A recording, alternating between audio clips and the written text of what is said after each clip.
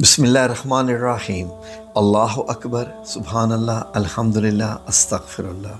अस्सलातु वस्सलाम अलैका या रसूलल्लाह सल्लल्लाहु अलैहि व आलिहि वसल्लम। नाज़रीन, मुझे व्हाट्सएप पे किसी ने एक सवाल किया और वो ये सवाल ये था कि आपको जवानी में ही और शुरू में ही इस्लाम से दिलचस्पी कब और कैसे शुरू हुई। तो नाज़रीन, मैंने सोचा कि चलें इसके ऊपर एक वीडियो बना दी जाए ताकि आप लोग भी जान लें।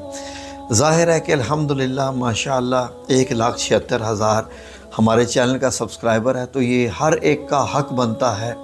ये जानना कि जिस बंदे को वो सुन रहे हैं आखिरकार उसका बैकग्राउंड क्या है,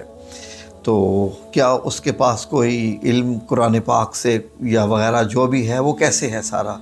तो मैंने सोचा कि आज आप लोगों को अपनी ज़रा आप बीती सुनाऊं, जो कि आपके सुनने का हक़ बनता है और मेरा बताने का हक़ बनता है। नाज़रीन, तो बात यूँ शुरू होती है नाज़रीन कि जब मैं सऊदी अरेबिया जॉब के लिए गया 1995 में मैं गया, तो उसके बाद मेरी जब जद्दा ट्रांसफ़र होगी 1997 में 1997 में, आज से लेट से के 27-28 साल पहले की बात है। वहाँ ट्रांसफ़र होगी तो उस कंपनी का काम स्कूलों के साथ होता था। स्कूल वाले जो काम कह देते थे डिज़ाइनिंग का, मेरा काम होता था वो डिज़ाइन करना, हर किस्म का उनका मार्केटिंग मटेरियल तैयार करना। तो नाज़रीन, पूरे साल में चंद ही महीने ऐसे होते थे कि जब काम तकरीबन ज़्यादा हो जाता था, बाकी आम दिनों में काम इतना नहीं होता था। ये शुरू के दिन की बात है कि मैं जब मुझे काम नहीं कंपनी वाले देते थे कि कुछ काम करो और मैं ऑफ़िस में बैठा होता था फ़ारग। एक दिन मैंने कंपनी वालों को कॉल की, अपनी मैनेजमेंट को, तो मैंने उनसे कहा कि बड़ी एक ख़ास बात आपसे करनी है। कहते हैं जी क्या। तो मैनेजर थे, तो मैंने उनसे कहा कि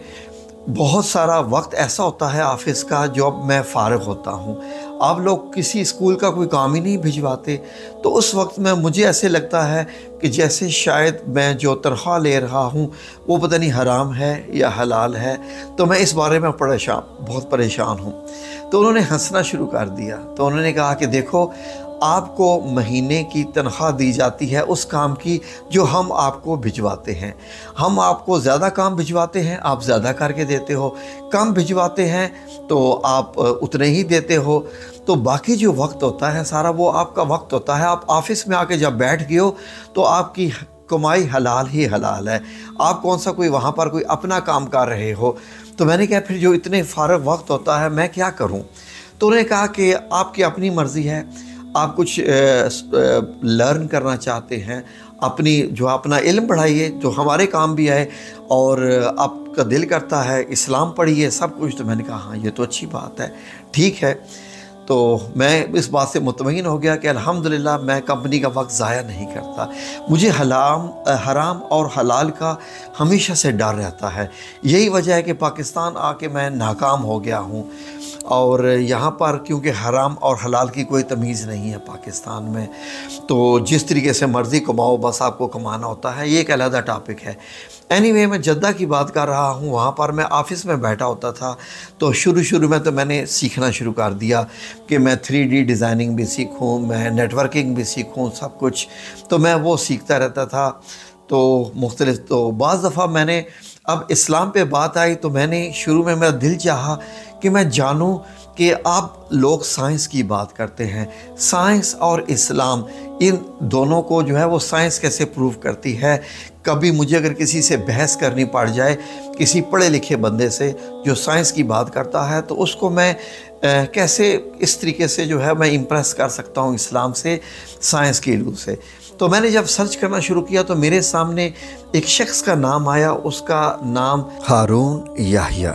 एक तुर्की का, समझ लीजिए कि एक मुफक्कर, एक आलिम। तो मैंने उसकी किताबें पढ़ना शुरू कर दी,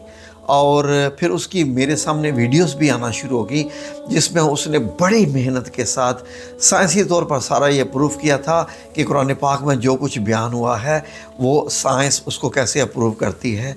जैसे हर चीज़ के बारे में होता है। तो नाज़रीन, मैं बड़ा खुश हुआ कि मुझे एक अच्छा आलिम मुझे मिल गया है जिसको मैं सुन रहा हूँ। तो मैं बड़े इंटरेस्ट के साथ उसकी सारी वीडियोस देखता था। एक दिन उसकी वीडियो मेरे सामने आई جس میں 7 آسمانوں کے بارے میں ذکر تھا کہ 7 آسمان، اور ان میں جو ہے وہ اللہ رب العزت نے قرآن پاک میں جو فرمایا ہے۔ تو ناظرین، کیونکہ میں قرآن پاک بھی تفسیر کے ساتھ پڑھتا ہوں، مجھے یہ شروع سے شوق تھا، کیونکہ جب اللہ رب العزت نے فرمایا ہے کہ تم قرآن پاک میں غور کیوں نہیں کرتے، غور کرنا اور چیز ہے، تلاوت کرنا اور چیز ہے، قرآن پاک کو نیکیوں کے طور پہ یا نیکیاں حاصل کرنے کے لیے پڑھنا اور بات ہے، ثواب کے لیے پڑھنا اور بات ہے، اور خالی عربی میں پڑھنا اور بات ہے، یہ تمام چیزیں مختلف ہیں۔ جبکہ جو غور کرنے کی بات ہے، میں اس پہ آیا ہوا تھا کہ میں چاہتا تھا کہ میں قرآن پاک کو غور سے پڑھوں، غور سے سنوں۔ تو ظاہر ہے کہ ہم لوگ کتابوں میں ذرا کم ہوتے ہیں اور کتابیں لمبی لمبی پڑھنی پڑتی ہیں، تو میں نے سوچا کہ چلیں ایک شخص ہے جس نے اپنی زندگی گزاری ہے تو کیوں نہ اسی کو سنا جائے۔ تو میں نے ہارون یحییٰ کو سننا شروع کر دیا۔ اس نے جب سائنسی روح سے بتانا شروع کیا کہ اللہ رب العزت نے جو 7 آسمان بتائے ہیں وہ کون کون سے ہیں، باقی تو ہر چیز اس کی مجھے بڑی اچھی لگی، لیکن جب اس نے یہ بیان کرنا شروع کیا کہ زمین کی 7 لیئر ہیں آسمانوں کی، بیسیکلی ہواؤں کا ذکر ہو رہا تھا، تو 7 لیئرز ہیں، اتنے کلومیٹر پہ ایک لیئر ہوتی ہے زمین کی، دوسرے لیئر پہ اتنے کلومیٹر پہ، اتنے کلومیٹر پہ، اتنے کلومیٹر پہ، تو اس نے 150-200 کلومیٹر جتنا خلا بنتا ہے، سپیس بنتا ہے، تو اس نے 7 لیئرز بتا دی کہ یہ وہ 7 آسمان ہیں جن کا ذکر اللہ رب العزت نے قرآن پاک میں فرمایا۔ وہاں پر آ کر پھر میں نے غور کرنا شروع کر دیا۔ میں نے کہا نہیں، اس بندے کی جو ہے علم جو ہے وہ یہاں پر ٹکراؤ آ رہا ہے قرآن پاک سے، کیونکہ میں نے جو ہے وہ جب ترجمہ اور تفسیر کے ساتھ قرآن پاک پڑھا ہوا تھا تو میں نے ایک بات میرے ذہن میں آئی، میں نے کہا نہیں، قرآن پاک میں تو اللہ رب العزت نے جب 7 آسمانوں کا ذکر کیا ہے، اور پھر یہ بھی بات آئی کہ جب جنات باتیں سننے کے لیے فرشتوں کی جاتے ہیں تو ان کے اوپر شہاب ثاقب جو ایک ٹوٹا ہوا ستارہ ہوتا ہے، ان کو مارا جاتا ہے ان کو۔ تو میں نے کہا ہاں یہ بھی بات ٹھیک ہے کہ جیسے ہی شہاب ثاقب زمین کے مدار میں داخل ہوتا ہے تو اس کو آگ پکڑ لیتی ہے، لیکن اب بات کہاں پر آ کے ٹکراؤ کا باعث بن گئی کہ اللہ رب العزت نے تو یہ فرمایا قرآن پاک میں کہ اللہ رب العزت نے 7 آسمانوں کو ٹھیک ٹھیک 7 بنایا، اور پہلے آسمان کو ستاروں سے سجایا، ستاروں سے سجایا۔ اب سائنس یہ بتاتی ہے کہ ستارے جیسے ہمارا سورج ایک ستارہ ہے، یہ جو ملکی وے ہے ہماری، اس میں 2 ارب 2 بلین کے قریب جو ہے وہ سٹارز ہیں، بلکہ اس سے بھی زیادہ ہیں، 2 سے 3 جو ہے وہ 300 ارب، جو مطلب یہ ہے کہ ستارے ہیں۔ تو یہاں پر آ کر میرے ذہن میں آیا کہ ہارون یحییٰ کے مطابق تو یہ جو زمین کے ارد گرد 7 لیئرز ہیں ہوا کی، یہی 7 آسمان ہیں، اور اللہ رب العزت نے تو یہ فرمایا ہے کہ پہلے آسمان کو ہم نے ستاروں سے سجایا، تو پہلا آسمان تو جو ہمارے سورج کی طرح کے جو ستارے ہیں ملکی وے میں، یہ بھی سارے سٹارز ہیں، تو اس کا مطلب یہ ہے کہ یہ زمین سے تو بہت دور کی بات ہو رہی ہے، یہ تو سولر سسٹم سے بھی نکل کے اوپر کی بات ہو رہی ہے۔ پھر ملکی وے کیا رہ گئی، کیونکہ باقی بھی جتنی گیلیکسیز ہیں ان میں بھی سٹارز پائے جاتے ہیں، تو اس کا مطلب ہے کہ جتنا آسمان ہم دیکھتے ہیں یہ سارے کا سارا پہلا آسمان ہے۔ تو اس کے بعد پھر یہ بھی بات ہوئی جب معراج شریف کی بات ہوتی ہے کہ معراج شریف میں پہلے آسمان پہ کس پیغمبر سے ملاقات ہوئی، دوسرے، تیسرے، چوتھے آسمان پہ، تو پھر میں نے کہا نہیں، یہ میں علم حاصل کرنے کے لیے میں کسی بندے کا محتاج نہیں رہوں گا۔ تو پھر ناظرین میں نے اپنی پوری کی پوری جو انرجی تھی وہ تفسیر ابن کثیر پہ دینا شروع کر دی کہ قرآن پاک کی یہ جو تفسیر ہے یہ مکمل بیان کرتی ہے۔ اور پھر جب تفسیر کی بات آئی تو نبی کریم صلی اللہ علیہ وآلہ وسلم کی احادیث مبارک پڑھے بغیر، سیرت النبی پڑھے بغیر آپ قرآن پاک کو مکمل نہیں سمجھ سکتے، کیونکہ صاحب قرآن نبی پاک صلی اللہ علیہ وآلہ وسلم ہیں جن کے اوپر قرآن پاک نازل ہوا ہے، اور سارے کے سارے جب کہانیاں آپ بیان کی جاتی ہے کہ اے رسول اللہ آپ کو یہ لوگ یہ کہہ رہے ہیں، آپ کو یہ لوگ یہ کہہ رہے ہیں، آپ ان لوگوں سے کہہ دیجئے اب آپ یہ کیجئے وہ کیجئے۔ سارے غزوات کا ذکر ہے، امہات المومنین کا ذکر ہے، اور اس کے بعد سارے واقعات کا ذکر ہے مدینہ منورہ کے، مکہ المکرمہ کے۔ تو ناظرین یہ ایک ایسی خوبصورت وادی ہے،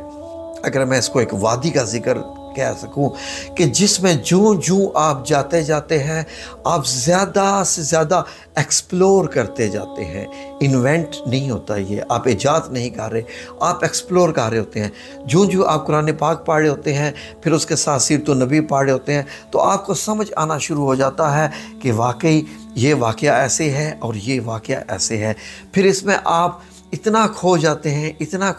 ہیں کہ پھر مجھ پہ ایک وہ وقت آ گیا ناظرین کہ میرے دل و دماغ پہ یہ تمام کے تمام واقعات چھانا شروع ہو گئے۔ اللہ رب العزت کا اتنا احسان ہوا، اور اللہ رب العزت کا مجھ پہ بے حد احسان اس وقت ہوا کہ جب میری دوستی ان تمام لوگوں کے ساتھ ہوگی جو کہ احادیث مبارک اور قرآن الکریم میں بہت انٹرسٹ رکھتے تھے، جن کی گفت و شنید کا محور یہی ہوتا تھا کہ کس آیات میں کیا بیان ہوا ہے، قرآن پاک کی کس صورت میں کس چیز کا بیان ہے، اور وہ آپس میں بحث جب کرتے تھے تو میں ایسے بن کے بس سنتا رہتا تھا۔ میں کہتا تھا کہ انہوں نے اپنی قبر میں جواب دینے، میں نے اپنی قبر میں جواب دینا ہے، تو میرے پاس کیا علم ہے؟ ان لوگوں نے تو بہت کچھ پڑھا ہوا ہے، ان لوگوں نے تو بہت جانا ہوا ہے، انہوں نے تو نبی پاک صلی اللہ علیہ وسلم کو پڑھا ہوا ہے، میں نے کیا پڑھا ہوا ہے؟ مجھے وہاں پر اپنا آپ بہت گھٹیا فیل ہوتا تھا، بہت ہی ناکارہ اور ایسا بندہ کہ جو اسلام سے دور ہے، علم سے دور ہے، حدیث سے دور ہے، سیرت سے دور ہے، قرآن سے دور ہے۔ تو ناظرین میرا دل چاہا کہ میں اپنی فرصت کے جو جتنے لمحات ہیں وہ میں زیادہ سے زیادہ ان چیزوں کو دے سکوں۔ تو اس کے بعد سے ناظرین میں نے یہ تمام جو ہے وہ بہت دل لگا کے اور بہت زیادہ پڑھنا شروع کر دیا، اور اللہ رب العزت کو سمجھنا شروع کر دیا۔ جوں میں اللہ رب العزت کو سمجھتا گیا، اللہ کی باتوں کو سمجھتا گیا، یقین کریں کہ مجھے ایسا محسوس ہونا شروع ہو گیا کہ میں ایک ایسے خلا میں زندگی گزار رہا ہوں، یا یہ ایک ایسا، جیسے سمجھ لیجئے کہ ایک ایسا غبارہ ہے کہ جس کے اندر میں نے ایک ایسی دنیا ہے جس کے اندر میں زندگی گزار رہا ہوں، اور میری اس خلا میں مکمل طور پر اللہ رب العزت کی ہستی چھائی ہوئی ہے۔ مجھے ایسا محسوس ہونا شروع ہو گیا کہ میرے ارد گرد دائیں بائیں آگے پیچھے ہر طرف اللہ رب العزت کی ذات ہی ذات ہے، اور اللہ ہی اللہ ہے، میں اکیلا نہیں ہوں۔ مجھے بہت ڈر لگتا تھا۔ یقین کیجئے کہ بعض اوقات جب میرا اٹھنا بیٹھنا، ظاہر ہے کہ جس کمپنی میں میں کام کرتا تھا وہاں پر 90% خواتین تھیں جو کہ دنیا کے مختلف ممالک میں، عربوں سے تھی اور یورپ سے بھی تھی، کیونکہ وہ ٹیچرز تھیں اور وہ ہماری کمپنی کی امپلائز تھی۔ بعض دفعہ مجھے ان کو ٹریننگ دینی ہوتی تھی، کمپیوٹر کے سلسلے میں سافٹ ویئر کی ٹریننگ دینی ہوتی تھی، اور یقین کریں کہ ان کی عادات ہوتی تھی کہ وہ ہاتھ سے سلام لیتی تھی۔ جب وہ ہاتھ آگے بڑھا دیتی تھی تو یقین کریں کہ میں اس وقت پارا ہو جاتا تھا کہ اگر میں ان سے ہاتھ نہ ملایا تو وہ برا مان جائیں گی، اور ہاتھ ملا لیا تو یہ نامحرم ہے میرے لیے۔ اور یقین کریں کہ پھر اس کے بعد میں نے ایسے کر کے سلام لینے کی عادت اپنا لی تھی کہ السلام علیکم ورحمۃ اللہ، تاکہ وہ میں پہلے ہی ایسے ہاتھ کر دیتا تھا کہ ان کا ہاتھ میرے ساتھ ٹچ نہ ہو، کیونکہ ناظرین یہ بڑے جوں میں اس چیز میں پڑھتا گیا تو میرا ڈر اور زیادہ بڑھتا گیا۔ مجھے ایسے محسوس ہوتا تھا جب میں اپنے کمرے میں بھی آ جاتا تھا اور کمرے میں اکیلا ہوتا تھا، میرے سامنے ٹی وی ہے، سیٹلائٹ ڈش لگی ہوئی ہے، دنیا کے سارے چینلز موجود ہیں، کیونکہ سعودی عرب میں کیبل کا نظام نہیں ہوتا تھا، اور مجھے ایسے لگتا تھا کہ میں جو چینل دیکھ رہا ہوں میرے ساتھ میرا اللہ رب العزت دیکھ رہا ہے کہ میں کیا دیکھ رہا ہوں۔ تو مجھے بہت ڈر اور خوف ہوتا رہتا تھا ان چیزوں سے۔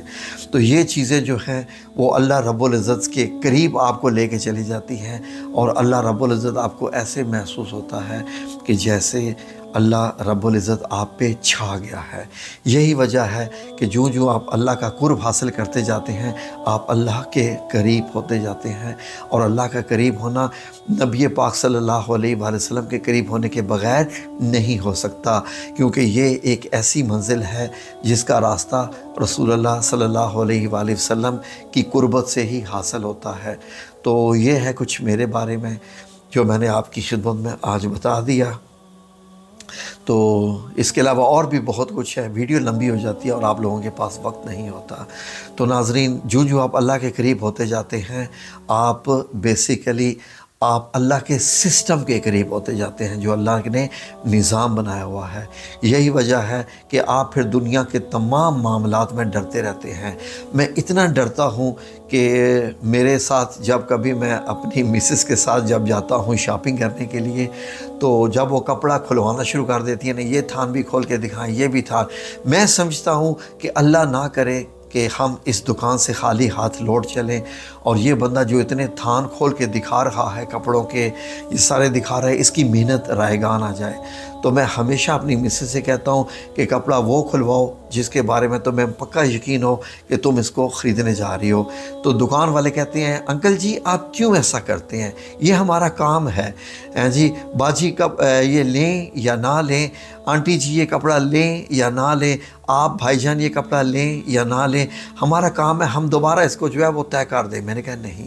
آپ کی محنت رائے گاں جاتی ہے اگر ہم یہ کپڑا نہ خریدیں۔ تو میں ہمیشہ شاپنگ جب کرنے کے لیے جاتا ہوں تو میری مسز جو ہے وہ پریشان ہو جاتی ہیں کہ آپ یہ کہیں گے کہ اسی دکان سے خریدو کیونکہ تم نے اتنے کپڑے کھلوا دیے۔ اس حد تک میں اللہ عز و جل سے ڈرتا ہوں کہ کسی کی محنت رائے گاں نہیں جانی چاہیے۔ یہ میں نے آپ لوگوں کے ساتھ ایسے ہی شیئر کیا۔ تو پھر کبھی کسی اور ویڈیو میں بھی اور واقعات بتاؤں گا۔ جزاکم اللہ خیر۔ اللہ سب لوگوں کو اپنی حفظ و امان میں رکھے اور اپنا قرب عطا فرمائے، روحانیت عطا فرمائے، اپنی محبت عطا فرمائے۔ آمین یا رب العالمین برحمتک یا ارحم الراحمین۔